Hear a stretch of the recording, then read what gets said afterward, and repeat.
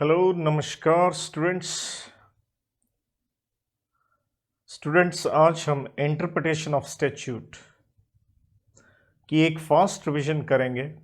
जैसे मैं कोशिश करूंगा 1-1.5 पेज में लिख के आपको ये रिवीजन दूं, तो आप मेरे साथ इसे लिख भी सकते हैं। तो इट्स अ फास्ट रिवीजन जहां मैं पूरी कोशिश करूंगा कि एक एक चीज़ आपसे मोटे पैमाने पे डिस्कस हो जाए। नो डाउट इस रिवीजन की यूटिलिटी तभी निकलती है अगर आपने पहले थोड़ा इंटरप्रिटेशन पढ़ रखा है, because it is fast. So let's start with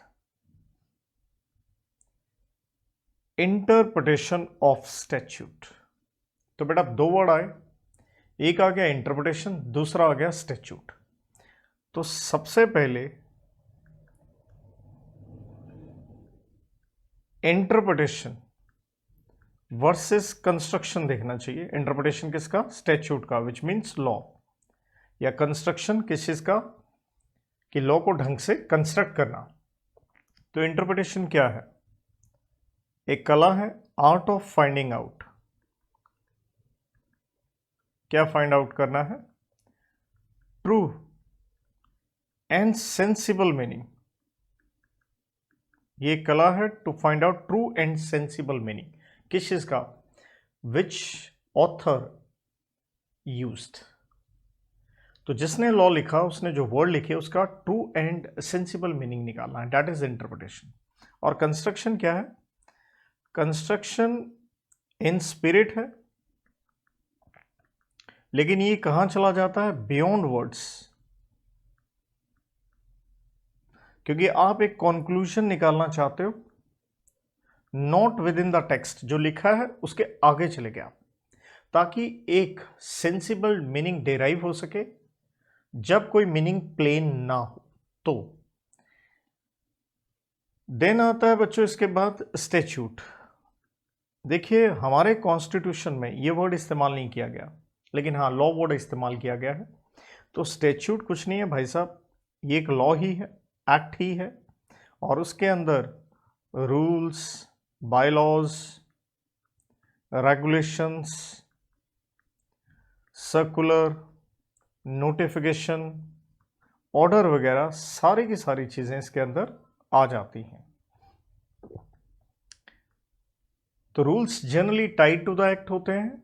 bylaws एक बॉडी बना देती है, जैसे स्टॉक एक्सचेंज में स्टॉक एक्सचेंज को पावर है बनाने के लिए बायलॉज की, कैसे स्टॉक एक्सचेंज काम करेगी। रेगुलेशन भी नॉर्मली लॉ के साथ टाइड होते हैं। सर्कुलर इशू किए जाते हैं for a small audience, notification for a large audience, and order एक कमांड है, एक डायरेक्शन है, जैसे कारो 2020। तो स्टैट्यूट क्या है? रिटन विल ऑफ लेजिस्लेचर है, जो राइटिंग में लॉ सरकार ने दिया है। रिटन लॉ या विल किसकी? ऑफ लेजिस्लेचर है।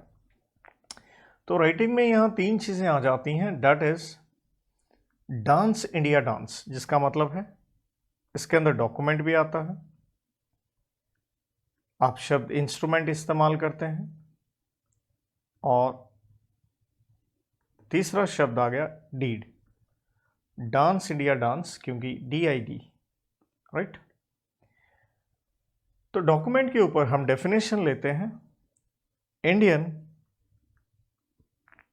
एविडेंस एक्ट का सेक्शन 3 है, एंड जनरल क्लॉजेज एक्ट का सेक्शन 3 सबसेक्शन 18 है, और इंस्ट्रूमेंट में सेक्शन 214 है, और ये है इंडियन स्टैंप एक्ट ऑफ 1899।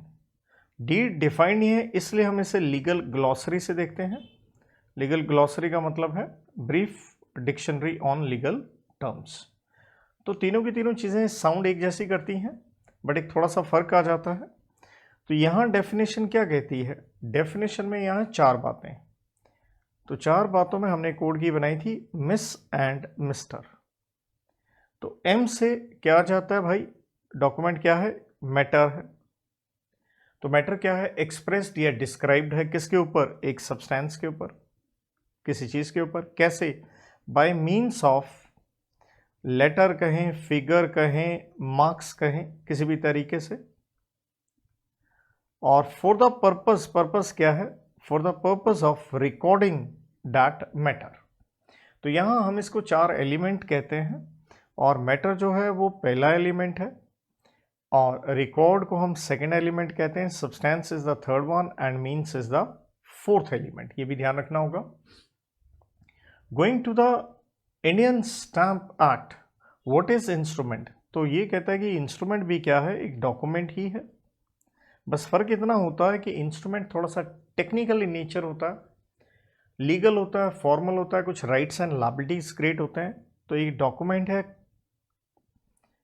तो डॉक्यूमेंट है तो जिसमें क्या आएंगे, राइट्स एंड लायबिलिटीज आ जाएंगी, जिससे राइट्स एंड लायबिलिटीज क्या हो रहे हैं। यहां हमने एक कोड की बनाई थी, चला तीर, सी से वो क्रिएटेड है, टी से आप ट्रांसफर्ड कह सकते हैं, ई से एक्सटेंडेड, ई से एक्सटिंग्विश्ड एंड आर से रिकॉर्डेड। और going to the deed, legal glossary ये कहती है कि डीड भी क्या है, इंस्ट्रूमेंट है, इन राइटिंग होते हैं और ऑब्वियसली इसका भी इंपैक्ट क्या है, कुछ लीगल डिस्पोजिशन, जिसका मतलब है राइट्स एंड लायबिलिटीज हम क्रिएट कर रहे हैं। To affect some legal disposition. तो ये जो चीज़ आ गई इंटरप्रिटेशन ऑफ स्टैट्यूट, इन दोनों चीज़ों का मतलब आ गया। अब देखिए ऐसा है, हमें इंटरप्रिटेशन लॉ की भी करनी है और नॉर्मल लाइफ में बहुत सारे डीड्स एंड डॉक्यूमेंट्स होते हैं, उनकी भी इंटरप्रिटेशन करनी होती है। तो एक छोटा सा उससे पहले एक वन लाइनर क्वेश्चन और आता है, इंटरप्रिटेशन की ज़रूरत क्यों है, नीड ऑफ इंटरप्रिटेशन। तो यहाँ हमने एक छोटे से कोड की से बच्चों याद किया था, मिशन इम्पॉसिबल, मिशन इम्पॉसिबल 2 बार। तो एक पॉइंट हमने बनाया था, मैनीफोल्ड क्या है, सिचुएशंस हैं, सराउंडिंग्स हैं, बहुत सारी चीज़ें वो देखनी पड़ती हैं, तो इंटरप्रिटेशन की ज़रूरत आती है। देन मल्टीपल इंटरप्रिटेशन, और मल्टीपल इंटरप्रिटेशन की वजह हमने क्या बताई थी, बिकॉज बहुत सारे क्या हैं, डिफ़िकल्ट वर्ड्स हैं, जिसका जिक्र हम करते हैं इंटरनल एड्स में।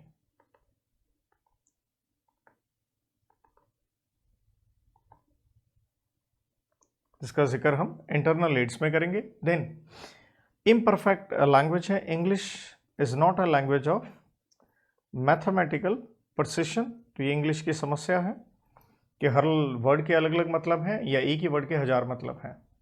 एंड आई से हमें देखना होता है हमेशा इंटेंशन ऑफ लेजिस्लेचर, कि लॉ मेकिंग बॉडी की उसके पीछे मंशा क्या है।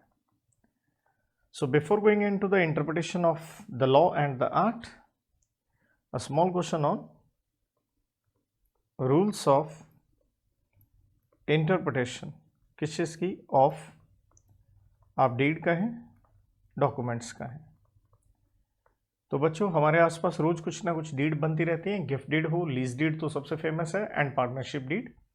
तो यहाँ हमने क्लास में कोड की से सारे ये पॉइंट बनाए थे। You are in PG OIC, तो you are in PG OIC, तो हमने कहा था यूनिफॉर्मिटी ऑफ वर्ड्स। तो अगर आपने कुछ शब्दों का मीनिंग निकाला है तो उसको सेम लेवल पे आप क्या करते जाइए, फॉलो करते जाइए, uniformity of words. Then R से पॉइंट आया था reasonable man point of view interpretation, कि जब भी आप इंटरप्रिटेशन करें एक आम आदमी की निगाह से करें कि वो क्या मतलब इसका निकालना चाहता है। पी से पास्ट इंटरप्रिटेशन, एक बार इंटरप्रिटेशन आपने निकाल ली उसे आप फॉलो करते जाइए। जी सबसे इंपॉर्टेंट पॉइंट था, गोल्डन रूल जो है वो हमेशा क्या रहेगा, इंटेंशन ऑफ पार्टीज, की पार्टीज क्या चाहती हैं। ओ से हमने पढ़ा, बाकी जो डीड्स हैं अदर डीड्स उसको आप इग्नोर करें, अदर डीड्स नो वेटेज, उनको कोई वेटेज नहीं देनी है इंटरप्रिटेशन में, क्योंकि डीड हमेशा दो लोगों के बीच में है, तो उनका पर्सनल रिलेशन देखने की आप कोशिश करें। आई से वन इनवैलिड क्लॉज, अगर एक डीड में एक क्लॉज इनवैलिड हो जाती है, जिसका ये मतलब नहीं होगा कि एंटायर ही डीड क्या हो जाए, इनवैलिड हो जाए, ऐसा आपने इंटरप्रिटेशन नहीं लेना, बस उस इनवैलिड क्लॉज को इग्नोर करते हैं। सी इज कॉन्फ्लिक्ट रिजॉल्विंग मैकेनिज्म, कि आपकी मंशा ये होनी चाहिए कि जो भी कॉन्फ्लिक्ट है हम उसको रिजॉल्व कर पाए, इसलिए हम इंटरप्रिटेशन कर रहे हैं। तो मंशा बहुत क्लियर होनी चाहिए, झगड़ा समाप्त करना है। देयर आफ्टर स्टूडेंट्स हमारे एड्स टू इंटरप्रिटेशन आते हैं, और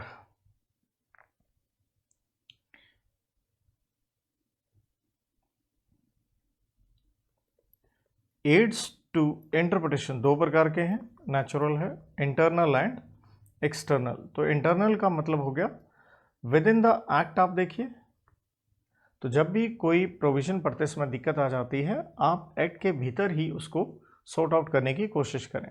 तो इंटरनल एड्स क्या क्या हो सकती हैं? तो इंटरनल एड्स के ऊपर अगर आप रिकॉल करें, मैंने आपको एक कोड की दी थी, सच्चा प्यार मेरा मर गया, इंग्लिश में पी पी टकीला ही टकीला, थोड़ी सी डिफरेंट वे में कोड की है, बट परफेक्ट हमारे सारे पॉइंट्स बने थे। तो जिन्होंने पहले पढ़ा हुआ वो जानते होंगे, तो उसी हिसाब से मैं ये स्टार्ट कर रहा हूँ। तो सबसे पहले आता है बच्चों स्केड्यूल। सबसे बड़ी चीज़ क्या है, जो स्केड्यूल होते हैं वो अपेंडेड टू एक्ट होते हैं। अपेंडेड का मतलब है एक्ट के एंड में दिए जाते हैं।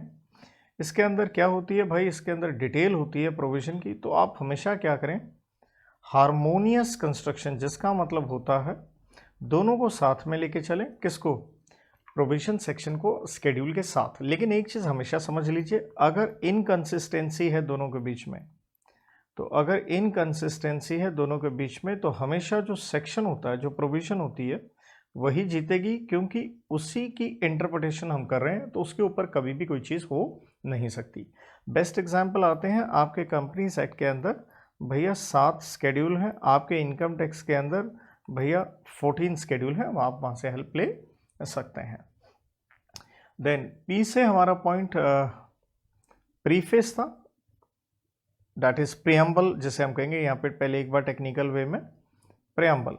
कभी भी कोई एक्ट आप पढ़ते हैं तो सबसे पहले आप उसका प्रियम्बल पढ़ते हैं, स्टार्टिंग की 1-2 लाइन होती हैं, तो इसे हम प्रीफेस भी कहते हैं, इसे हम फिलॉसफी भी कहते हैं, इसे हम कहते हैं कोई भी लॉ बनता है तो उसकी एक हिस्ट्री है, उसका एक बैकग्राउंड है, उसका एक स्कोप है, उसका एक पर्पस है। तो जितने मर्जी वर्ड आप इस्तेमाल कर लीजिए, डैट इज़ प्रेम्बल। प्रेम्बल से बहुत ज़्यादा अगर हमें कोई हेल्प मिले तो ऐसी संभावना थोड़ी कम रहती है, लेकिन हमारे देश के कॉन्स्टिट्यूशन के प्रेम्बल को बहुत ज़्यादा इम्पोर्टेंस दी गई है कि भाई उससे तो आप पूरी की पूरी इंटरप्रिटेशन जरूर निकालें। यहाँ पे सबसे जो हमारा बेस्ट एग्जाम्पल प्रेम्बल पे निकल के आता है, that is Hindu marriage act 1955 का जो प्रेम्बल है, वो कहता है कि मैरिज जो होगी वो होगी बिटवीन वर्ड नहीं उसने इस्तेमाल किया, उसने कहा प्रेम्बल ने अमंग हिंदूज। ये वर्ड बड़ा इंपॉर्टेंट था, क्योंकि हुआ क्या, एक केस हुआ और केस का नाम था गुली पोली सावरिया राज versus Bandaru पवानी।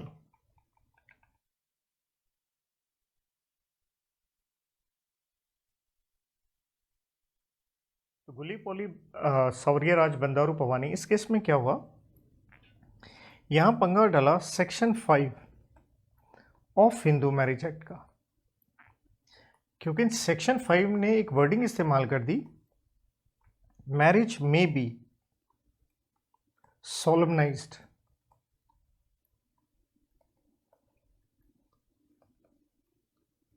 Between two Hindus. तो मे बी वर्ड से दिक्कत आई, तो हमने हेल्प कहाँ से ली, प्रियम्बल से। प्रियम्बल में साफ लिखा था अमंग, तो सिर्फ हिंदू मैरिज एक्ट हिंदुओं की मैरिज के ऊपर ही एप्लीकेबल होगा और कहीं हो नहीं सकता। थर्ड पॉइंट आता है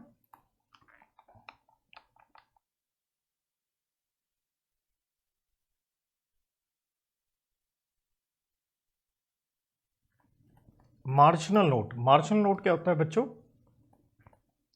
heading of section.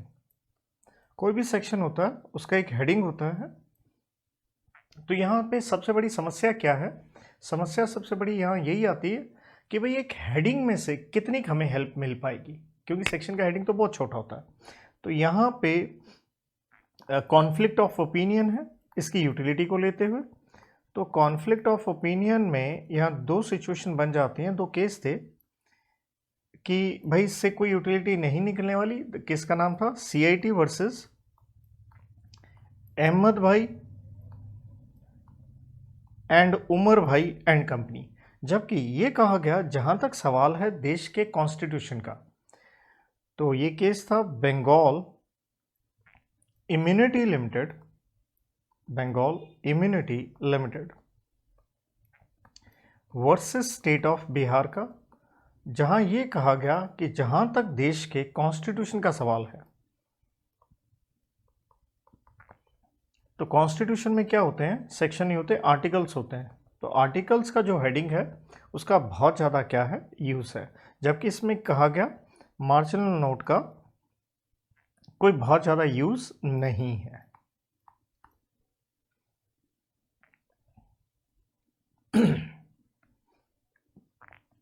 Point number 4, सबसे इंपॉर्टेंट पॉइंट आ जाता है, ये है आपकी डेफिनेशन के ऊपर। तो डेफिनेशन क्या होती हैं? सबसे पहली बात, ये स्पेशल टर्म्स होती हैं, हर एक्ट में होती हैं, स्पेशल टर्म्स हैं हर एक्ट के। ये बिगिनिंग में दी जाती हैं। बिगिनिंग में देने का रेलिवेंस यही होता है कि आप उसे स्टार्टिंग में ही क्या कर लें, समझ लें, और ताकि जो साइज है एक्ट का वो एक कंट्रोल रहे, बहुत बड़ा वो ओवरबर्डन ना हो जाए। और आपको जब भी कोई मतलब निकालना है, कभी भी कोई इंटरप्रिटेशन लेनी है, तो आपने डेफिनेशन के हिसाब से ही उसको लेके चलना है। देन डेफिनेशन में सबसे बड़ी बात इन्होंने जो बताई वो है डेफिनेशन की टाइप्स, जिसको हम 3 कैटेगरी में स्प्लिट कर सकते हैं। तो सबसे पहले टाइप में जो आती है that is restrictive and extensive definition. Restrictive and extensive. Restrictive से नाम से ही पता चल रहा है कि जो आपने इंटरप्रिटेशन है वो बियॉन्ड वर्ड्स नहीं लेनी है, अपने आप को मीनिंग को जो है रिस्ट्रिक्ट करना है to the words assigned. Extensive है, अपने आप को रिस्ट्रिक्ट नहीं करना है, जो वर्ड्स दे रखे हैं आप उसके बियॉन्ड जा सकते हो। तो इसलिए हम कहते हैं रिस्ट्रिक्टिव डेफिनेशन कंप्लीट होती है, ये एग्जॉस्टिव होती हैं, और एक्सटेंसिव डेफिनेशन इंक्लूसिव होती हैं कि आप इसको एक्सपेंड कर सकते हैं। तो रिस्ट्रिक्टिव कब होती है? अगर शब्द ये इस्तेमाल किए गए हों।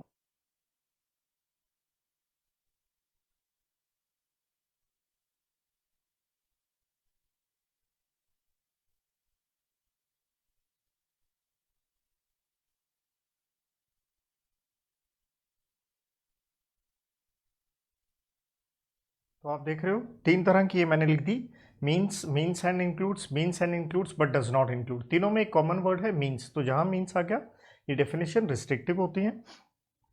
एक्सटेंसिव कब होता है? जब डेफिनेशन किससे स्टार्ट होती है? इंक्लूड से। तो जैसे स्टडी मैट में एक एग्जाम्पल भी दिया गया, वैसे दुनिया भर की डेफिनेशंस हैं। कंपनीज एक्ट आपने सबने पढ़ रखा होगा, तो हर किसी के एग्जाम्पल मैं इसमें नहीं चाह रहा हूँ। तो यहाँ पे कंज्यूमर प्रोटेक्शन एक्ट है बेटा, कंज्यूमर प्रोटेक्शन एक्ट 1986 का है। उसमें एक डेफिनेशन दी गई है पर्सन की, और पर्सन की डेफिनेशन दी गई है इंक्लूसिव, लेकिन उस डेफिनेशन के अंदर आपने कंपनी वर्ड नहीं लिखा। तो क्वेश्चन ये है क्या कंपनी आएगा? The answer is yes, company आएगा, क्योंकि डेफिनेशन में मीन से स्टार्ट नहीं हो रही, किससे स्टार्ट हो रही है? इंक्लूड से।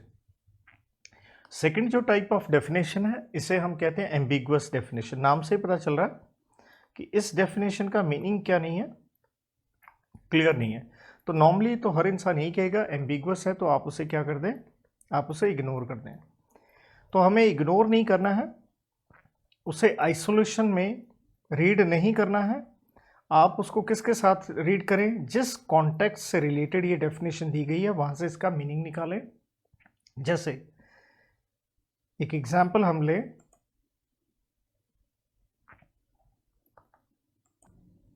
तो यहाँ एग्जाम्पल आता है इंडस्ट्रियल डिस्प्यूट एक्ट 1947 के ऊपर, जहाँ ये कहा गया अगर कोई सीजनल वर्कर है तो जैसे सीजन ओवर हो गया तो उसकी नौकरी खत्म होगी, लेकिन हम उसे टर्मिनेशन नहीं कहेंगे। लेकिन अगर कोई डेली वेजर है और अगर हमारा प्रोजेक्ट क्या हो गया, कंप्लीट हो गया, प्रोजेक्ट ही कंप्लीट हो गया, तो उसकी नौकरी खत्म हो गई, उसे हम टर्मिनेशन कहेंगे, कहना भी चाहिए क्योंकि प्रोजेक्ट क्या हो गया, कंप्लीट हो गया। तो हमें इसको एक कॉन्टेक्स्ट से इसे डील करना है, इसको इग्नोर नहीं करना है, इसको डेड लेटर नहीं बनाना है। तीसरी कैटेगरी आती है definition subject to contrary context. तो कई बार हम क्या होता है, लॉ पढ़ रहे होते हैं और एक प्रोविजन आ गई, आगे लिख दिया जाता है अनलेस कॉन्ट्रेरी अपीयर्स, तो उस रिवर्स से रिलेटेड ये डेफिनेशन है। तो कहता है व्हेन अ वर्ड, आपने एक वर्ड क्या किया है, डिफाइन किया है, जो कि bearing number of inclusive words. तो अगर कोई इंक्लूसिव डेफिनेशन है तो ऑब्वियसली हम एक्सटेंड तो करेंगे। तो डेफिनेशन जब सब्जेक्ट टू कॉन्ट्रेरी कॉन्टेक्स्ट होती है तो हमें क्या करना है, हमें यहाँ पे कुछ चीज़ें देखनी है। स्कीम ऑफ एक्ट कि एक्ट क्या कहना चाहता है, एक्ट की क्या लैंग्वेज वगैरह है। तो कहता है बहुत सारी चीज़ों को आप साथ में लेके चलिए, उस लैंग्वेज को पढ़िए, उस स्कीम को पढ़िए, सिंपल भाषा में कह लीजिए, एक सेंस निकालने की कोशिश कीजिए, उससे रिलेटिव मीनिंग ले।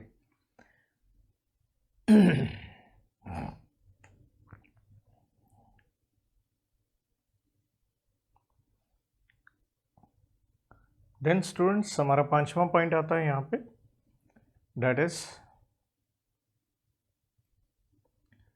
इलस्ट्रेशंस। तो अगेन आप देखिए, जब भी आप इलस्ट्रेशन देखेंगे किसी सेक्शन में, वो अपेंडेड होती है। अपेंडेड का मतलब ही है सेक्शन के नीचे दी जाती हैं। लेकिन आपने हमेशा ध्यान देना है कि इलस्ट्रेशन से आप हेल्प तो लीजिए, लेकिन ये इलस्ट्रेशन क्या नहीं कर सकती, कांट मॉडिफाई, बदल नहीं सकती, कटेल रोक लगा नहीं सकती, और कांट एक्सटेंड, ना ही वो किसी सेक्शन का मीनिंग है उसको बढ़ा सकते हो आप।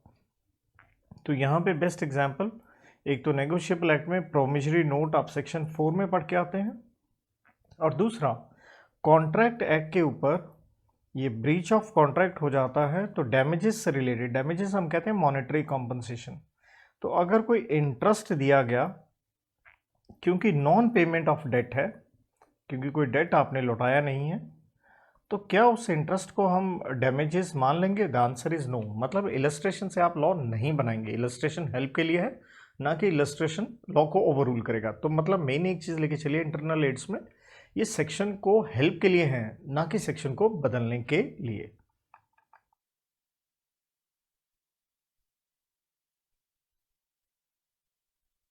Very important point, explanation. तो एक्सप्लेनेशन भी हमेशा सेक्शन के नीचे होता है। इसके दो इम्पैक्ट होते हैं, या तो ये सेक्शन का साइज बढ़ा देगा, या तो इसका इम्पैक्ट होगा टू इंक्लूड, या क्या होगा टू एक्सक्लूड। या तो इंक्लूड करेगा या एक्सक्लूड करेगा। तो नॉर्मली हम मीनिंग क्या ले लेते हैं कि भाई ये एक्सप्लेनेशन है, पक्का इससे तो साइज क्या होना चाहिए, बढ़ना चाहिए, तो ऐसा कुछ नहीं है। तो एक्सप्लेनेशन से रिलेटेड जो हम बेस्ट यहाँ एक एग्जाम्पल ले लेते हैं, that is there are lot of examples on explanation. तो अगर आप सेक्शन 139 ऑडिटर पे लेके चलें तो हम कहते हैं appointment to include what, reappointment. तो ये एक्सप्लेनेशन में दे रखा है। या जब आप बायबैक पढ़ते हो 68 में, तो आप फ्री रिजर्व्स के अंदर सिक्योरिटी प्रीमियम वगैरह लेके चलते हैं। देन यहाँ एक केस जरूर याद रखिए, सुंदर राम वर्सेस पतिबीराम का ये केस किया था हमने, जिसमें एक जज साहब थे फजल अली साहब। तो फजल अली साहब ने इलस्ट्रेशन से एक्सप्लेनेशन से रिलेटेड कुछ चीज़ें कही थी, अगर आपको याद हो 5 पॉइंट, जिसमें कहा गया पहला कि सबसे पहले तो आप क्या करें, मीनिंग एंड इंटेंशन देखें, इंटेंडमेंट। नंबर 2 ऑब्स्क्रिटी, क्लैरिफाई, वेग मतलब कॉम्प्लेक्स, वेग या जो चीज़ें क्लैरिफाई कर सकते हैं वो करें। एंड नंबर 3 था कि एक्सप्लेनेशन आपको क्या प्रोवाइड करेगी, एक एडिशनल सपोर्ट देगी। Number 4 fill the gap. And number 5 था कांट टेक अवे, ये आपसे नहीं छीन सकती आपका क्या, स्टैट्यूटरी राइट। देयर आफ्टर हमारी कोड की थी पीपी के ऊपर पंक्चुएशन। पंक्चुएशन आप सारे जानते हो, इसके अंदर मैं डिटेल में नहीं जाऊंगा। सिंपल 2 एग्जाम्पल अगर लें कि भाई कॉमा कहें, फुल स्टॉप कहें, क्वेश्चन मार्क कहें, एक्सप्लेनेशन मार्क कहें, कॉलन कहें, तो हर चीज़ का अपना अपना एक मीनिंग निकलता है। एंड पंक्चुएशन के बाद very very important point comes, that is with regard to proviso. तो प्रोविजो हमेशा लॉ में जो उसके लिए शब्द इस्तेमाल होंगे वो इस्तेमाल होते हैं प्रोवाइडेड एट। और प्रोविजो के हमेशा 2 इंपैक्ट होते हैं, या तो प्रोविजो क्या करती है, एक कंडीशन पुट करती है, या प्रोविजो क्या क्रिएट करेगी, एक एक्सेप्शन क्रिएट करेगी। लेकिन अगर ये कोई एक्सेप्शन पुटअप करती है या कंडीशन पुटअप करती है तो ध्यान रखना है ये कोई जनरल रूल नहीं है। कहने का सिंपल मतलब है इट कार्व्स आउट, मतलब एक सेक्शन में से उसने एक प्रोविजो निकाल के दे दी, एक एक्सेप्शन क्रिएट करके दे दी। और ये चीज कही गई थी केस में Ram Narayan sons versus sale tax officer. और यहां पे एक बहुत ही इंपॉर्टेंट क्वेश्चन बन जाता है, वो है डिफरेंस बिटवीन।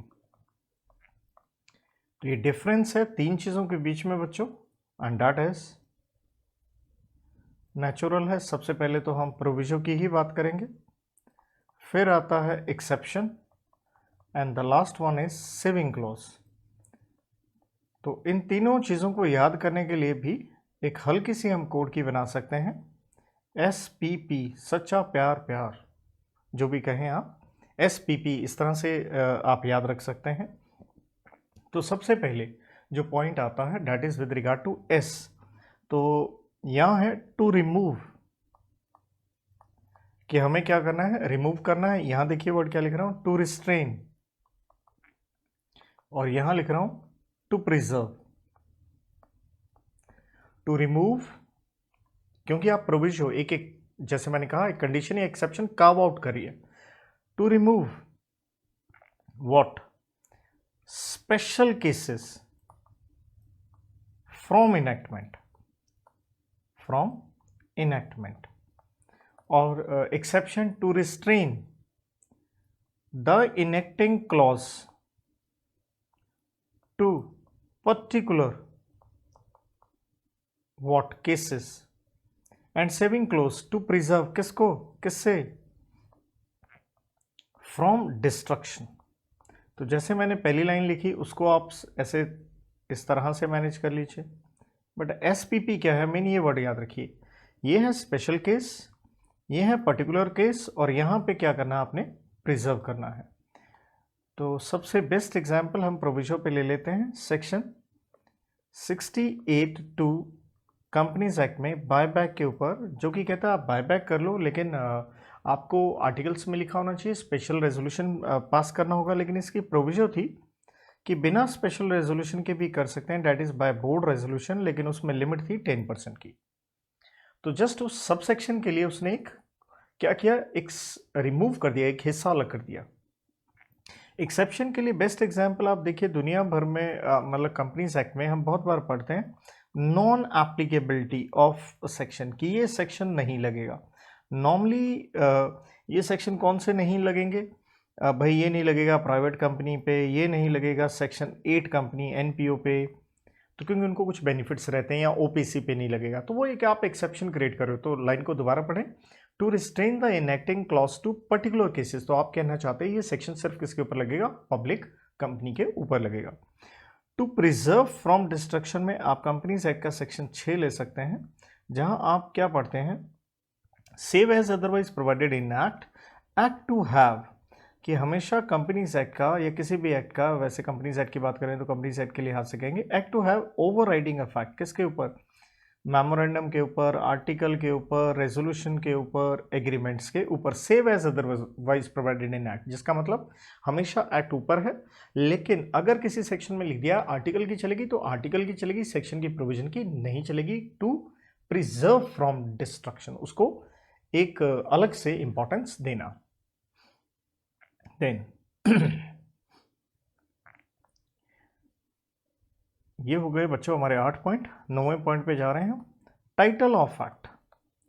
देखिए एक्ट का टाइटल नॉर्मली शॉर्ट होता है, लेकिन शॉर्ट टाइटल से हमें कोई हेल्प निकलने वाली नहीं है, तो इसलिए किसी एक्ट का अगर लॉन्ग टाइटल है तो वो हमें हेल्प कर सकता है। जैसे सीए फाइनल में आप ये एक्ट पढ़ेंगे सरफाइसी एक्ट, या हमने यहाँ एक बेस्ट एग्जाम्पल देखा था, the supreme court advocates practice in high court act of 1951, जहां हमने कहा कि ये ऑब्वियसली एक्ट का जो टाइटल है बहुत लंबा चौड़ा है, जो सिंपली बता रहा है कि ऑब्वियसली सुप्रीम कोर्ट के जो एडवोकेट्स हैं as a matter of right high court में प्रैक्टिस कर सकते हैं, तो आप उससे काफ़ी कुछ इंटरप्रिटेशन निकाल सकते हैं। और ये चीज़ पढ़ी थी हमने, अश्विनी कुमार घोष वर्सेस अरविंदा बोस नाम का एक case. And going to the last point, heading and title of chapter. तो होता क्या है, बहुत सारे एक्ट किस में डिवाइडेड होते हैं, नेचुरल है चैप्टर्स में डिवाइडेड होते हैं। तो जैसे हम कहते हैं जी कंपनीज एक्ट है, उसके अंदर कितने चैप्टर हैं जी, 29 चैप्टर है। चैप्टर का मतलब ही क्या होता है, ग्रुपिंग ऑफ व्हाट सेक्शंस है। तो जो चैप्टर है वो किससे डील करेगा, नेचुरल एक पर्टिकुलर कॉन्टेक्स्ट से डील करेगा वो, तो उसके नाम से क्या हम हेल्प निकाल सकते हैं, संभावना तो बहुत कम है, बट फिर भी यहाँ एक एग्जाम्पल में लेके चलें तो हमने सीआरपीसी के ऊपर पढ़ा था 1973 के ऊपर, क्रिमिनल प्रोसीजर कोड 1973, जिसके ऊपर बताया गया था लिमिटेशन, एक रोक लगाई गई थी, और ये लिमिटेशन थी with regard to a particular chapter for taking cognizance of certain offences. तो यहाँ हमने पढ़ा था लिमिटेशन ऑन कोग्निजांस। कोग्निजांस का मतलब power of court to try some offences. तो हमने कहा था इस चैप्टर के अंदर cumulative reading of various sections ये बताता है जो लिमिटेशन थी वो कोग्निजांस के ऊपर नहीं थी, रादर ये जो लिमिटेशन थी ये थी फाइलिंग ऑफ कंप्लेंट्स के ऊपर। तो चैप्टर के नाम से कोई हेल्प नहीं हो पाई थी। तो बच्चों ये हो गया आपके internal aids. Now we move to the small question of external aids. External का मतलब हो गया एक्ट के बाहर से जाकर के हम हेल्प लेने की कोशिश कर रहे हैं। तो एक्सटर्नल एड्स में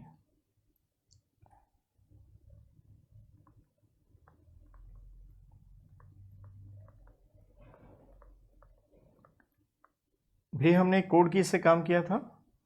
तो जो कोड की है वो ये थी फुल एचडी, फुल एचडी, जैसे स्क्रीन वगैरह से रिलेटेड हम बात करते हैं। तो एफ से हमने कहा था आप मदद ले सकते हो फॉरेन लॉज से, लेकिन कौन से फॉरेन लॉज से, जो हमारे साथ same philosophy same rule of law क्या कर रहे हो, फॉलो कर रहे हो, उन्हीं से आप हेल्प लेंगे। जिनका सिस्टम हमारे जैसा है ही नहीं तो उनसे हेल्प आप ले नहीं सकते। एल से था यूसेज। यूसेज का मतलब है जो आप प्रैक्टिसेस फॉलो कर रहे हैं, परंपराएं फॉलो कर रहे हैं लंबे समय से, दे मे बी यूज्ड। इसके बारे में 2-4 लाइनें हम एक्स्ट्रा भी लिखेंगे सेकेंडरी रूल्स में। तो जैसे नेगोशिएबल एक्ट में आप पढ़ते हैं अकाउंट पे क्रॉसिंग, रिस्ट्रिक्टिव क्रॉसिंग जिसे आप कहते हो, तो एक परंपरा चली आ रही है। देन एल से है लॉज। कौन से लॉज, कहता है बहुत सारे लॉज क्या होते हैं, रिलेटेड होते हैं, उनसे आप हेल्प ले सकते हो। एनालॉगस लॉज भी कह देते हैं हम इसे, और हम इसे कह सकते हैं कुछ प्रीवियस लॉज, रिपील्ड लॉज जो अब खत्म हो चुके हैं, ओमिट कर दिए गए हैं, you can take the help. जैसे रिलेटेड लॉज का हम एग्जांपल दें सिक्योरिटी लॉस के अंदर कई सारे एक्ट आ जाते हैं, जिसके अंदर आपका Sakra, SEBI and depositories act आता है। तो ये रिलेटेड लॉज हैं, तो एक में दिक्कत आ रही है दूसरे से हेल्प ले लो। प्रीवियस रिपील्ड एक्ट से आप ले सकते हो, जैसे कंपनीज एक्ट पहले 1956 था, अब है 2013। 2013 में दिक्कत है, 1956 से आप हेल्प ले लो। या जैसे एक उदाहरण की बात करें तो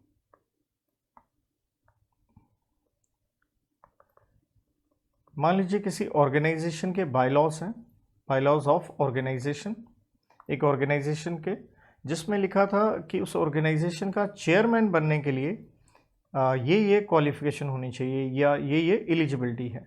अब क्या हो गया, आपने बायलॉज क्या किए, चेंज कर दिए, और आपने कहा चेयरमैन कोई बन सकता है इलेक्शन से, कि जो जीत गया वो चेयरमैन बन गया। बट प्रश्न ये है, क्या उसको एलिजिबिलिटी क्राइटेरिया फुलफिल करना पड़ेगा? तो हम यही कहते हैं कि इंटरप्रिटेशन करनी है, दोनों को साथ में लेके चलो। तो इसलिए इलेक्शन से भी आप तो जीतोगे, लेकिन आपको वो एलिजिबिलिटी क्वालिफिकेशन जो कंडीशंस पुराने बायलॉज में थी वो भी फुलफिल करनी पड़ेंगी। बिकॉज इंटरप्रिटेशन क्या कहता है, ये कहता है कि जनरल रूल क्या है, जनरल रूल ये है, इन सबको आप एक वन लॉ के अंदर लेके चलें और उसका एक अच्छा मीनिंग निकाल के दें। देन अगली कोड की थी हमारी HD। H का मतलब हो गया भाई साहब हिस्ट्री। तो हिस्ट्री से बड़ी मदद मिलती है। हिस्ट्री किस तरह की हो सकती है, इन जनरल आम हिस्ट्री, आप वहाँ से मदद लीजिए, या पार्लियामेंट्री हिस्ट्री, क्योंकि पार्लियामेंट ही आपकी क्या बनाती है, law. So parliamentary history in particular, वहाँ से आप मदद लीजिए। आप हिस्ट्री में जाएंगे तो इतिहास में जाएंगे तो एंशियंट एक्ट से हेल्प लीजिए। आप कंटेम्प्रेरी वर्क्स, ये क्या होता है, उस ज़माने में जिसमें कोई लॉ बना होगा पुराने टाइम पे, उस समय कुछ लोगों ने जो लिखा उसके ऊपर, जो राइटिंग्स लिखी, तो वो हिस्ट्री का पार्ट बन गया और वो बहुत इंपॉर्टेंट है। डी से पॉइंट आता है आपका डिक्शनरी। डिक्शनरी में सिर्फ एक चीज़ का विशेष ध्यान रखना होता है, क्योंकि आपको एक सेलेक्ट करना है मीनिंग। क्योंकि इंग्लिश में समस्या क्या है, एक ही वर्ड के बहुत सारे मतलब है, तो you have to select the word with regard to the context you are looking for. तो ये बच्चों हो जाता है आपका एक्सटर्नल एड्स यहाँ पे कंप्लीट। और अब हम बढ़ते हैं हमारे अगले प्रश्न पे, जो कि सबसे और महत्वपूर्ण हो जाता है, that is the rules of interpretation. तो रूल्स में आप सारे जानते हैं कि रूल्स भी दो प्रकार के हैं, प्राइमरी रूल्स ऑफ इंटरप्रिटेशन है एंड सेकेंडरी रूल्स हैं। तो प्राइमरी रूल्स ऑफ इंटरप्रिटेशन कहें या कंस्ट्रक्शन कहें, तो ये हमें 6 रूल देखने हैं। तो सबसे पहले जो रूल आता है दैट इज लिटरल कंस्ट्रक्शन, या हम इसे एक नाम और देते हैं ग्रामेटिकल कंस्ट्रक्शन। तो लिटरल का मतलब ही क्या है, एज सच, जो वर्ड्स दिए हैं जैसा है वैसे ही। और ये तब फॉलो करना चाहिए अगर वर्ड्स क्या हैं, CPU, क्लियर, प्लेन, अनएम्बिगुअस। कहने का मतलब है नो रूम फॉर कंस्ट्रक्शन या इंटरप्रिटेशन, आपने कोई इंटरप्रिटेशन एज सच नहीं करनी है, क्योंकि जो भी वर्ड लिखे हैं जैसे लिखे हैं आप वैसे फॉलो कर लीजिए। ये हेल्ड किया गया था in the case of SS railway company versus employ को शॉर्ट में लिख रहा हूँ, एम्प्लॉयज यूनियन में। देन हम इसी को एक लीगल वर्ड में कुछ इस तरह से भी कहते हैं, एब्सोल्यूटा सेंटेंशिया एक्सपोजिटोर नॉन इंडिगेट, जिसका मतलब है अगर वन इंटरप्रिटेशन है तो बस वहीं तक रहें, तो हमें किसकी ज़रूरत नहीं है, नो एक्सप्लेनेशन रिक्वायर्ड, हमें किसी एक्सप्लेनेशन की ज़रूरत नहीं है। अगर एक इंटरप्रिटेशन है बात खत्म। तो इसमें बहुत सारी सिचुएशंस आ जाती हैं लिटरल में। एक चीज़ आती है मैकेनिकल वर्सेस पर्पसेस, जिसका मतलब है जब भी आप लॉ पढ़ रहे हैं मैकेनिकल होके ना पढ़ें, आपको पर्पसिव होना चाहिए, पर्पसिव फॉलो करना है। Held in the case of Arora versus state of UP में क्या कहा गया था कि आपने इंसाफ देना है तो पर्पसिव होना चाहिए। मैकेनिकल का मतलब क्या है, जैसे सेक्शन आपके 139 में आपके दुनिया भर के सबसेक्शन आ जाते हैं, 11 सबसेक्शन आ जाते हैं, 143 में 15 आ जाते हैं। तो इन सबको आप कैसे पढ़ें? Red together, read with. तो इनको आइसोल्यूशन में पढ़ना नहीं चाहिए। देन मैकेनिकल परपसिव के बाद हमने इसमें पढ़ा कि या तो मीनिंग होता है नेचुरल या मीनिंग होता है टेक्निकल। तो आपने देखना है कि नेचुरल मीनिंग कब लें और टेक्निकल कब लें। तो टेक्निकल होगा जब ये रिलेट करता हो किसी चीज़ से, एक पर्टिकुलर ट्रेड से, तो फिर तो आप टेक्निकल मीनिंग लें। वरना आप क्या लें? नेचुरल मीनिंग लें, जिसे आप पॉपुलर मीनिंग भी कह सकते हैं, जिसे नेचुरल सेंस में जो लोग उससे क्या है, कन्वर्सेंट हैं, जो फॉलो कर रहे हों। तो पॉपुलर सेंस में और ये चीज़ कही गई थी, केस था Pawan Kumar versus state of Himachal Pradesh. और पॉपुलर सेंस में एक बहुत ही बढ़िया केस था रॉयल हैचरीज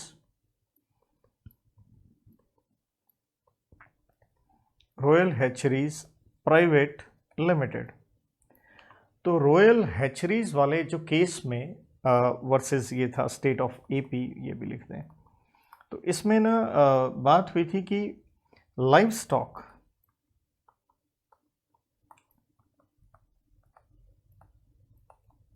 डोमेस्टिक एनिमल्स हम कह देते हैं, लेकिन पर्सन अगर कोई चिक्स हैं, माना वो लाइव स्टॉक तो हैं, लेकिन क्या हम उसे डोमेस्टिक एनिमल कहते हैं? नॉट एट ऑल, क्योंकि घर में हम मुर्गियां तो रखते नहीं, राइट। तो आप नेचुरल सेंस में चलें। टेक्निकल है जब कोई पर्टिकुलर ट्रेड हो, जैसे हमने केस की बात की थी वो the supreme court advocates act वाले की, कि practice in high court act. तो हमने कहा था एडवोकेट का मतलब क्या होता है? एडवोकेट का मतलब है जो आपके बिहाफ पे क्या करेगा, जो आपके बिहाफ पे प्लीड करेगा। आपके बिहाफ पे कर रहा है तो वो आपका क्या है, एक तरह से एजेंट हो गया। तो पर्टिकुलर ट्रेड से रिलेटेड है तो मीनिंग ऐसा निकालिए, वरना नॉर्मल चलिए।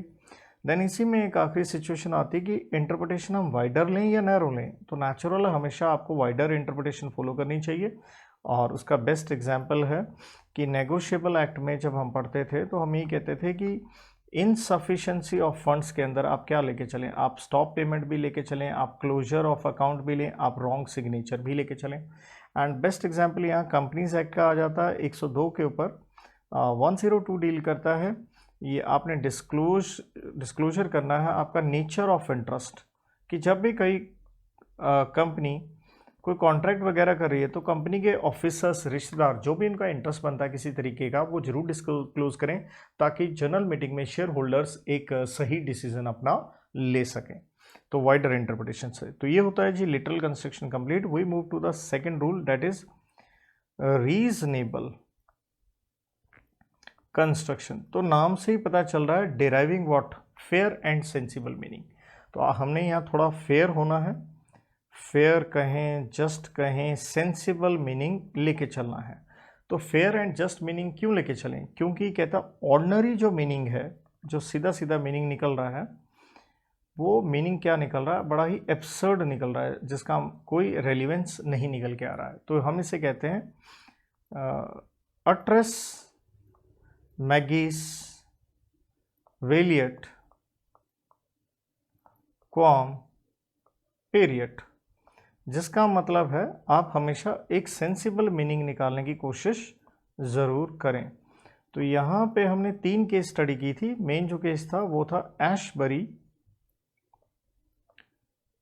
रेलवे कंपनी वर्सेस रिचे, और सेम पैटर्न पे था doctor L Mudaliar versus LIC। दोनों के दोनों केस एक ही चीज़ पे थे, मेमोरेंडम के ऊपर, कि मेमोरेंडम अल्ट्रा वायर्स है या इंट्रा वायर्स है, उसको आप ढंग से लेके चलिए, क्योंकि अल्ट्रा वायर्स है बियॉन्ड पावर्स हो गया, वो काम आप कर नहीं सकते। इसी में हमने एक केस और लिया था Pratap Singh versus state of Jharkhand. तो झारखंड स्टेट हमने लिया था। इसमें हमने कहा था कि 2 अगर इंटरप्रिटेशन निकल रही है, एक वेग निकल रही है जिसका मतलब है मीनिंग क्लियर नहीं है, एक मीनिंगफुल निकल रही है। तो नेचुरल है आप जो मीनिंगफुल है उस इंटरप्रिटेशन को क्या करें, फॉलो करें। Thereafter students the third rule. तो तीसरे रूल का नाम आपको याद होगा, हमने इसको 4 नाम दिए थे। पहला नाम था बेनिफिशियल कंस्ट्रक्शन,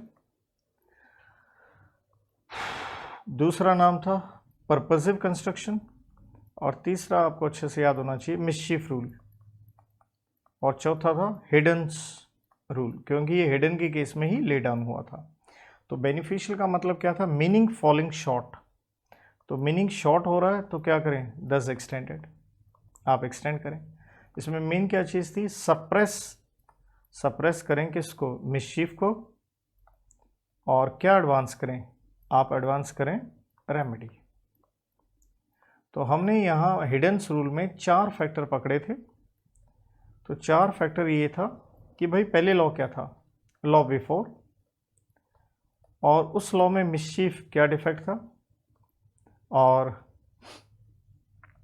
अब नया लॉ क्या है, और उस नए लॉ ने उससे रिलेटेड क्या रीजंस प्रोवाइड किए हैं उस डिफेक्ट को निकालने के लिए। तो यहाँ हमने कई छोटी छोटी सिचुएशंस पे बात करी थी।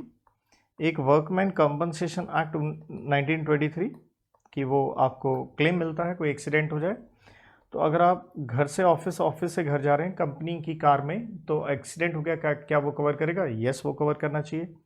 देन हमने कहा था एजेंसी से रिलेटेड कि principle of agency is relevant in all spheres of life, जिसका मतलब था क्विट फेसिट पर एलियम फेसिट पर से, मीन्स हर इंसान अपना काम खुद कर सकता है या किसी और से करवा सकता है। अगर आपने किसी और से करवाया तो अंडरस्टूड है, वो काम आपने खुद ही किया। लेकिन हमने एजेंसी में कहा था एजेंसी नहीं लगेगी in not in personal matters, की शादी आपकी होनी है, फेरे किसी और ने ले लिए तो I am so sorry to say वो बीवी नहीं होगी, आपकी भाभी होगी, क्योंकि उसमें पर्सनल मैटर्स में एजेंसी नहीं लग सकती।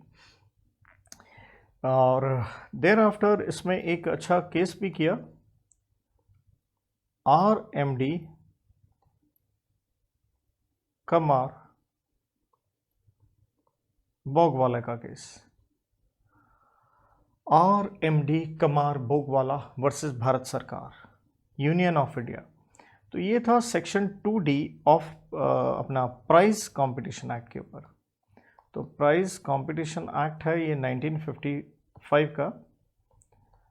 तो इसमें ये है कि वो गैम्बलिंग के नेचर में चीज़ आती है। अगर आप वो कोई क्रॉसवर्ड पजल वगैरह सॉल्व कर देते हैं और वो सॉल्यूशन क्या हो जाता है, मैच हो जाता है, तो ये इसको हम गैम्बलिंग वेजरिंग एग्रीमेंट के रूप में लेके चलते हैं। तो यहाँ एक प्रश्न उठा था कि अगर किसी चीज़ से प्राइस मिल रहा है जहाँ पे कुछ स्किल वगैरह इन्वॉल्व हो, तो substantial degree of skill involve हो, तो क्या प्राइस कंपटीशन एक्ट इससे डील करेगा। तो हमने कहा था नहीं, वो यहाँ पे एप्लीकेबल नहीं होगा, वो उसी नेचर में जाएगा जहाँ कोई तुक्का लग जाए आपका।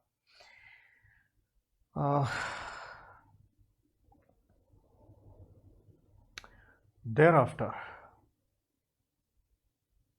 बहुत ही प्यारा पॉइंट, इजस डेम जेनरिस का।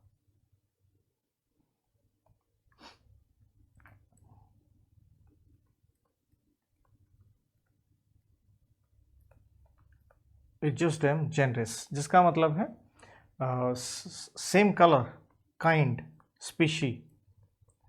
तो यहाँ क्या हुआ, काइंड, स्पीशी, आपने कुछ क्या किए, आपने कुछ स्पेसिफिक वर्ड्स इस्तेमाल किए, और ये वर्ड्स किसके थे, पर्टिकुलर क्लास के थे।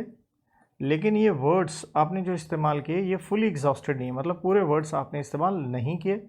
एंड फॉलोड बाय क्या है, ये फॉलोड बाय जनरल वर्ड्स आ गए, जहाँ हमने उदाहरण दिया था जनरल वर्ड्स का एटसेट्रा।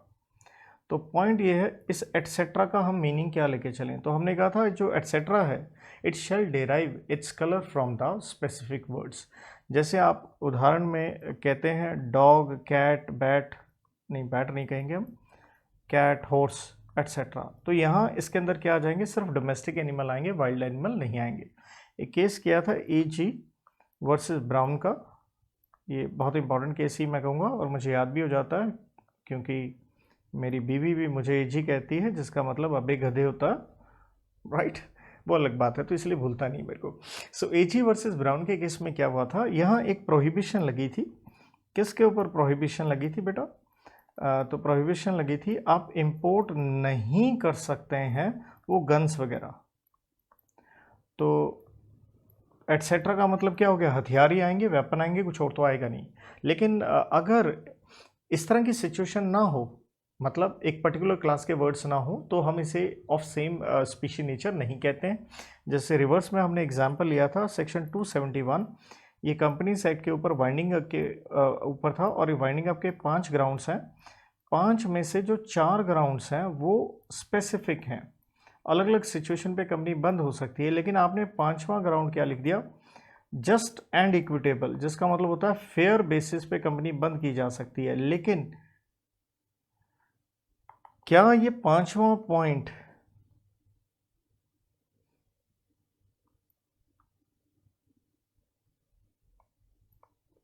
अपना कलर यहां से डिराइव कर सकता है? द आंसर इज नो, क्योंकि पहली 4 सिचुएशन क्या है, बिल्कुल एक दूसरे से डिफरेंट है। Now we move to the 5th situation, जिसे हम कहते हैं एक्सेप्शनल कंस्ट्रक्शन, और एक्सेप्शनल को हम एक नाम और देते हैं कॉमन सेंस रूल, क्योंकि हम लिख ही क्या रहे हैं, एक्सेप्शनल कॉमन सेंस रूल। तो होता क्या है, कई बार हम ऐसा कोई वर्ड या फ्रेज इस्तेमाल कर देते हैं जिसका कोई भी मीनिंग नहीं है। तो कोई भी मीनिंग नहीं है तो आप कहेंगे इसे इग्नोर कर दो। लेकिन जनरल रूल ऑफ इंटरप्रिटेशन ये कहता है किसी भी वर्ड को डेड मत बनाओ, बल्कि उसका मीनिंग क्या करो, आप डिराइव करो। तो जैसे कई बार हम सिचुएशन एग्जांपल में लेके चलें तो क्या आ जाती है, हमने रॉन्ग पंक्चुएशन यूज कर दी, हमने कंजंक्शन जिसे हम एंड कहते हैं,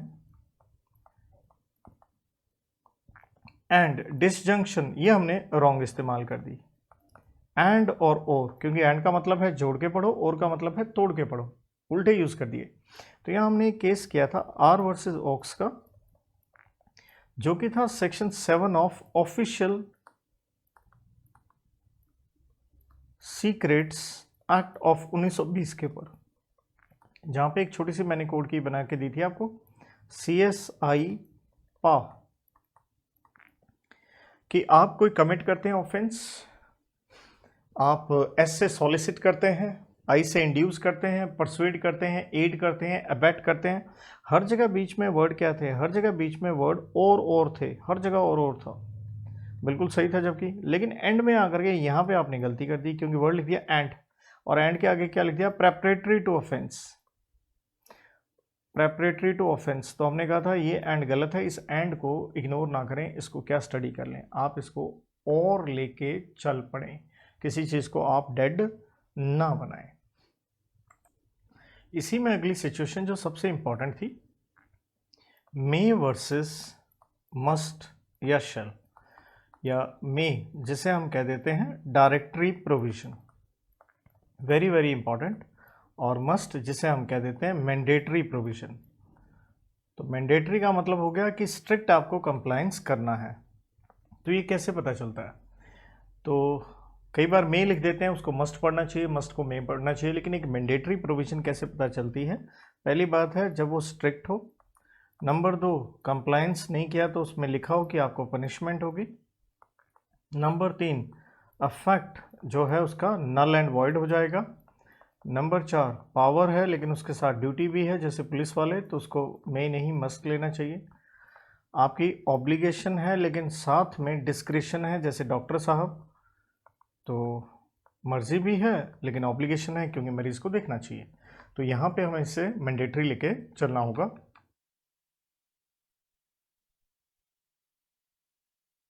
सबसे इंपॉर्टेंट बात ये आती है, आपने क्या देखना है, आपने महत्वता जो देनी है, प्रेसिडेंस जो देनी है, वो किसको देनी है,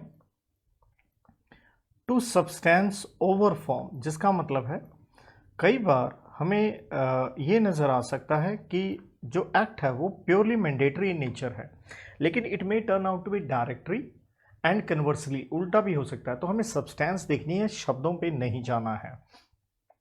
तो उसके लिए आपको ये 3 फैक्टर्स हमेशा देखने चाहिए।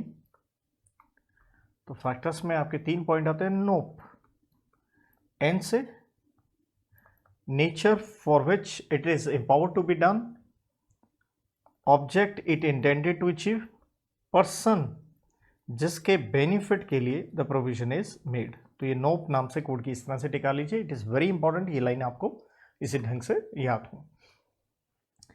तो गाइज इसके साथ we are to our last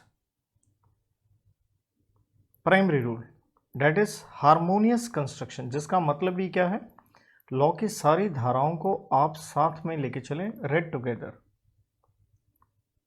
red together, coordinate, सबको कोऑर्डिनेट करें, और ऐसा ना करें कि ऐसा हो जाए application of one to result in making other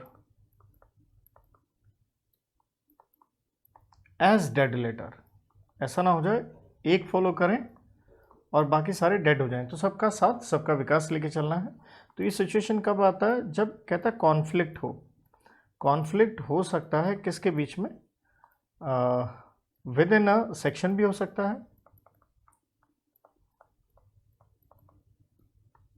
two sections of a act हो सकता है, या ये हो सकता है टू एक्ट्स। तो सभी को आप साथ जरूर लेके चलें। टू सेक्शंस ऑफ एक्ट में बेस्ट अगर दो एग्जाम्पल दूं, एक हमने पढ़ा था सेक्शन 179 एंड 186 कंपनीज एक्ट के ऊपर। 179 कहता था बोर्ड की पावर है लोन देने की, डेलीगेट कर सकते हैं, और 186 कहता है बोर्ड की पावर है लोन देने की, लेकिन उसके लिए पहले यूनानिमस बोर्ड रेजोल्यूशन पास होना चाहिए।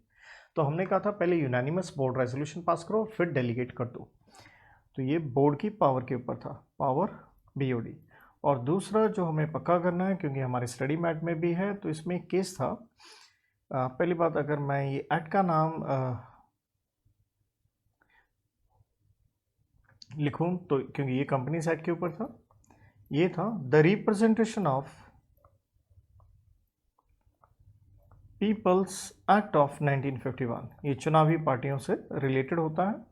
और यहाँ हमने केस का नाम दिया था राज कृष्णा वर्सेस विनोद, राज कृष्णा वर्सेस विनोद। तो इस एक्ट के दो सेक्शनों में पंगा था, और ये दो सेक्शन थे, सेक्शन 33 एंड 123। तो 33 कहता था कि गवर्नमेंट सर्वेंट जो है वो किसी कैंडिडेट को नॉमिनेट कर सकता है चुनावों के लिए, लेकिन 123 कहता था government servant can not assist. तो कैसे हार्मोनियस करें, तो हमने कहा था नॉमिनेट कर लो बट उसकी सहायता ना करो। बिटवीन टू एक्ट्स में हम लेके चलें तो सबसे बेस्ट एग्जांपल हमारा मिनिमम सब्सक्रिप्शन पे आ जाता है, जिसके ऊपर सेक्शन 39 आपका कंपनीज एक्ट का है एंड सेबी रेगुलेशंस हैं। तो आप सभी को पता है सेबी रेगुलेशंस कहती है मिनिमम सब्सक्रिप्शन 90% चाहिए, और 39 कहता है जो भी प्रोस्पेक्टस पे आप मेंशन करते हैं। तो इसलिए हम ये कहते हैं कि मिनिमम 90 तो चाहिए, आप इससे बढ़ा सकते हो। इसी हार्मोनियस कंस्ट्रक्शन में हम कुछ डिफ़िकल्ट वर्ड्स का जिक्र करते होते हैं। तो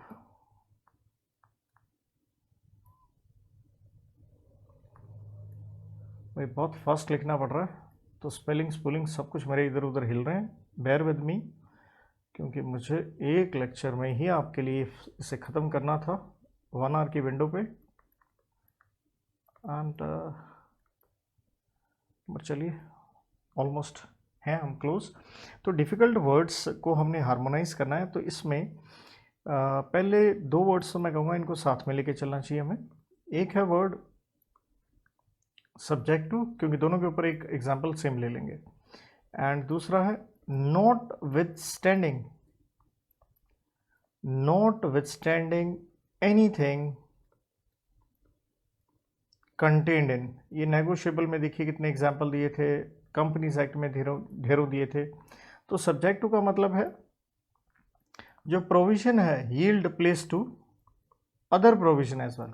आप अपने साथ दूसरी प्रोविजन को भी मान सम्मान दीजिए, दोनों को साथ लेके चलिए।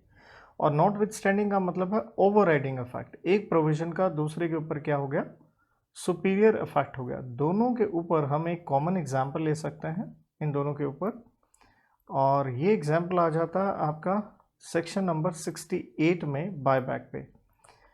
क्योंकि देखिए कंपनीज एक्ट में सेक्शन 67 ये कहता है कि कंपनी खुद के शेयर नहीं खरीद सकती, लेकिन 68 कहता है भाड़ में गया, not with standing anything contain in act, जो मर्जी के 67 कंपनी बायबैक कर सकती है, लेकिन उसमें हमने पढ़ा था सब्जेक्ट टू सेक्शन 68(2), और 68(2) में क्या थी, बस ये कंडीशंस का आप कंप्लायंस कर दो, जिसमें था कि आर्टिकल्स होना चाहिए, आर्टिकल्स में लिखा हो, स्पेशल रेजोल्यूशन पास करो, और इसी स्पेशल रेजोल्यूशन की फर्दर प्रोविजो थी जो हमने पढ़ी थी 10% बोर्ड रेजोल्यूशन से, जो कि हम प्रोविजो वाले पॉइंट में पढ़ाए थे। तो this is a beautiful section covering 3 things, proviso, notwithstanding and subject to. तीसरा बच्चों हमने इसमें पढ़ा था विदाउट प्रेजुडिस, जिसका मतलब था without harming, without affecting, without prejudice to generality of foregoing provisions. So without prejudice means without harming, without affecting, और foregoing का मतलब है above provisions। तो यहाँ हमने बच्चों एग्जाम्पल लिया था सेक्शन 182 कंपनीज एक्ट से पॉलिटिकल डोनेशंस के ऊपर, जहाँ हमने सब सेक्शन 1 में ये पढ़ा था कि भाई साहब आप डोनेशन दे सकते हो पॉलिटिकल पार्टी को, लेकिन सब सेक्शन 2 ने ये लाइन लिखी थी विदाउट प्रेजुडिस कि आप डोनेशन दे सकते हो किसी ऐसे आदमी को which is reasonably expected to result in support of a political party. तो बेटा यहाँ खत्म हुए primary rule, and we are almost to our last question of secondary rules of interpretation.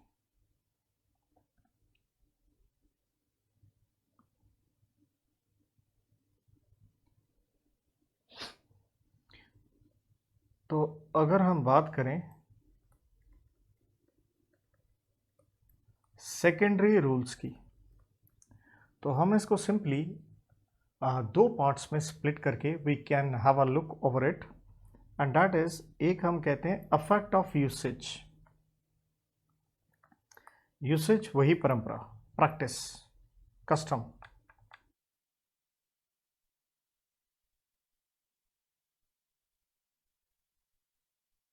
दूसरी तरफ एसोसिएटेड वर्ड्स।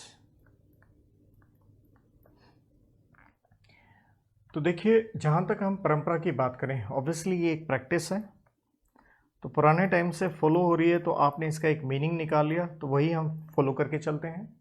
और अगर ये प्रैक्टिस को जुडिशरी, कोर्ट्स एंड लेजिस्लेचर भी अगर मान ले, तो इसको एक क्या मिल जाता है, एडिशनल वेट मिल जाता है।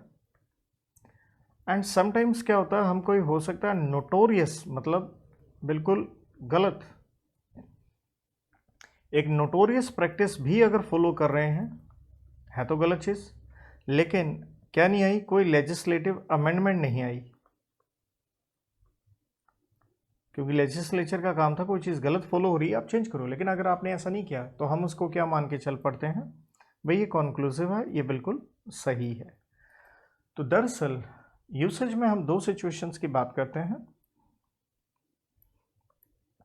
एक चीज़ हम कहते हैं दैट इज ऑप्टिमा लिगम इंटरप्रिसेट कॉन्स्टिट्यूडू, तो मैंने आपको आसान कहा था, ये वर्ड याद रख लेना, कॉन्स्टिट्यूडू, ऑप्टिमा लिगम इंटरप्रिसेट कॉन्स्टिट्यूडू, इतनी बड़ी लाइन मैं नहीं लिख रहा हूँ। और दूसरा अगर आप याद करें तो उसके लिए मैंने आपको वर्ड दिया था कंटेम्प्रेनिया एक्सपोजिटोस्ट ऑप्टिमा एट फोर्टिस सीमा इन लेगे। तो याद हो मैंने ये कहा था फोर्टिस हॉस्पिटल होता है, फोर्टिस में कौन है, सीमा है, इन लेगे। तो इतना कुछ याद नहीं होता, एक एक वर्ड जरूर याद कर लो। तो इसका मतलब मैंने कहा था custom is the best interpreter of law.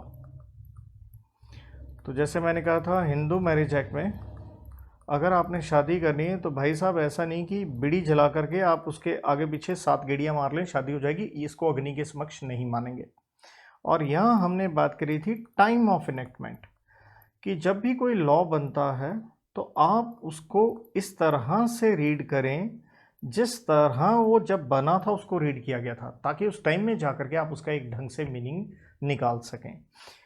तो यहाँ पे हमारे स्टडी मैट में दिया हुआ केस था देश बंधु Gupta versus Delhi stock exchange. Delhi stock exchange association limited. तो इसमें क्या होता है, टाइम ऑफ इनेक्टमेंट, मतलब अगर सरकार की तरफ से कोई ऑफिशियल डॉक्यूमेंट्स रिलीज होते हैं, कोई एक्ट बना और सरकार की तरफ से उस समय कोई डॉक्यूमेंट्स रिलीज हुए, तो उन डॉक्यूमेंट से आप इंटरप्रिटेशन निकाल सकते हैं।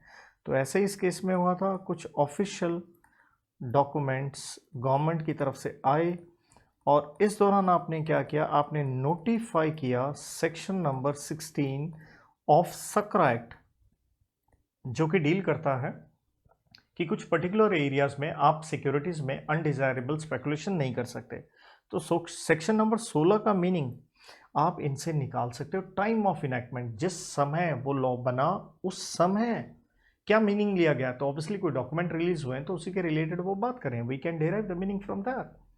Then going to the associated words, जिसका मतलब होता है वर्ड्स कंपनी इट कीप्स, कि जो शब्द इस्तेमाल हुआ है उसके आगे पीछे वाले शब्दों से हम क्या लेने की कोशिश कर रहे हैं, मदद लेने की कोशिश कर रहे हैं। तो हमने इसमें भी दो सिचुएशन की बात करी थी।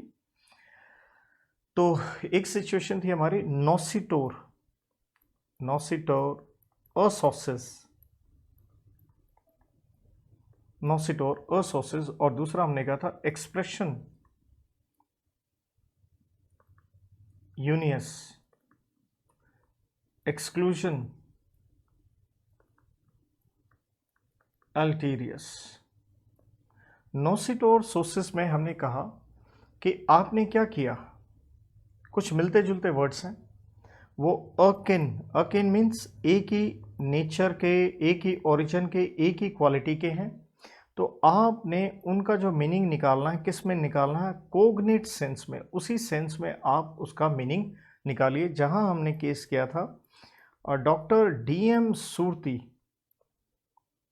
वर्सेस स्टेट ऑफ गुजरात, जहां इस केस में बात हुई थी कमर्शियल इस्टेब्लिशमेंट के ऊपर, कि कमर्शियल अगर कोई इस्टेब्लिशमेंट है तो उसका मतलब हो गया कोई प्लेस वगैरह जहां पे आप कोई ट्रेड कर रहे हैं, आप कोई बिजनेस कर रहे हैं, आप कोई प्रोफेशन एक्सरसाइज कर रहे हैं। तो इन तीनों में कॉमन थ्रेड क्या हो गया, प्रॉफिट हो गया।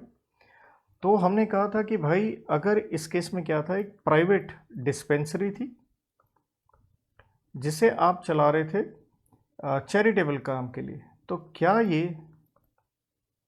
एक कमर्शियल इस्टेब्लिशमेंट है? बिल्कुल नहीं है, क्योंकि कॉमन थ्रेड क्या मिसिंग है, प्रॉफिट। नो डाउट ये जो एसोसिएटेड वाला है ये बिल्कुल इजस्डेम जेनरिस जैसा लगता है, लेकिन हम इसे कहेंगे वाइडर देन है इजस्डेम जेनरिस, उससे ये वाइडर है। वाइडर की वजह ये भी है, जैसे हम एक एग्जाम्पल ले लेते हैं, एक सिंपल वर्ड अगर हम लेके चलें एंटरटेनमेंट, तो आप कहेंगे एंटरटेनमेंट एंटरटेनमेंट एंटरटेनमेंट, मैं हूँ एंटरटेनमेंट। तो एंटरटेनमेंट का मतलब आप नॉर्मली क्या लेते हो, आप नॉर्मली मतलब ये लेते हो भाई कोई गाना वाना गा रहा होगा, सिंगिंग, कोई डांस, घूम फिर के पार्टी आपके जहन में आता है, राइट। तो ये है सिंपल वर्ड। लेकिन अगर हम कुछ इस तरह से लिख दें वर्ड, मान लो पब्लिक, पहला वर्ड आ गया पार्क, रिजोर्ट एंड एंटरटेनमेंट। अब बताओ क्या एंटरटेनमेंट का मतलब वो हुआ जो पहले लिखा हमने? नहीं। तो द कंपनी इट कीप्स, उनसे आप मदद लेने की कोशिश करते हो। देन यहां मतलब है express mention of one word